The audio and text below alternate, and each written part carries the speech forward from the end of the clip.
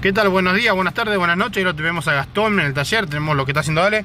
Y les quiero mostrar un nuevo caso de Volkswagen Gol con problemas de rodamiento o de horquilla. Escuchen, ¿se escucha ahí el ruido del motor? ¿Cómo cambia el ruido ahí? Bueno, ese ruido es un ruido que tenemos de horquilla, de rodamiento. Ahora vamos a sacar la caja y vamos a ver con qué nos encontramos. Nos pasó algo similar días atrás. Ahora vamos a ir viendo qué encontramos. Bueno, se sacó la caja y finalmente nos encontramos lo esperado. Mirá, el rulemán se mete adentro de la placa. Acá apoya por afuera y acá se puede apreciar cómo está brillante. Acá la patita, ahí se ve cómo está brillante, en su sello. Ahí de tocar acá. Bajamos con Ale, Stom. Quien les habla nunca se va a ver porque está al revés. Así que bueno, ahí tenemos lo esperado de la caja de Gol Power. Chau.